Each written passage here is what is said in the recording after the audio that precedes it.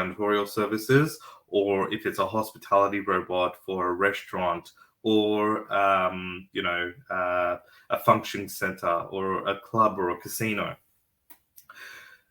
There are different levels of supporters and bracers in a business.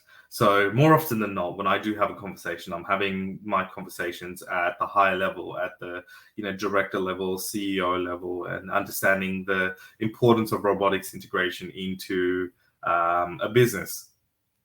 But more often than not, a lot of the decisions do come down to mid-level management, the supervisors and the cleaners and the hospitality staff themselves. Because once it's all well and good for a CEO or a director or an owner of a business to make a decision and buy robotics.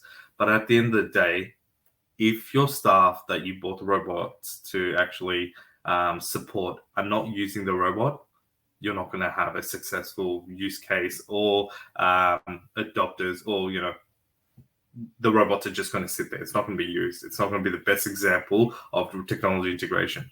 So you go through the understanding phase of a saboteur or a barrister or a resistor or a supporter.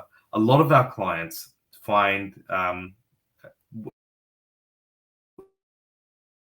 when they see the conversation of robotics being integrated, they think, oh no, they don't want to be a supporter. They want to be a resistor. They want to resist the change, because at the end of the day, they're thinking, oh no, I'm about to lose my job, or this thing's going to replace me, or my hours are going to be dropped because the robot's going to do this. So immediately they are on the back foot and they want to put their guard up and don't want to embrace it at all.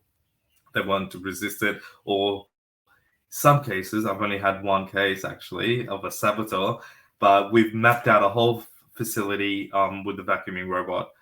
The cleaner was not very happy about this, and he didn't want to understand what the robot was going to be able to do for him.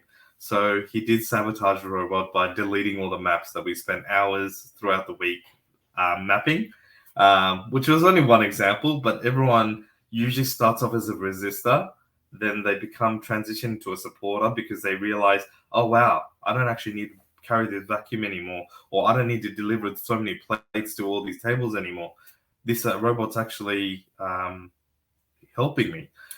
Part of the way we also integrate robotics into a business is we try to pinpoint one or two people in the business, like the cleaners or the waiters, and give them the robot and say, this is your robot. Name him if you want, or name her. And this is your support device, right? Once we do that, we also try to give them the best examples of usability.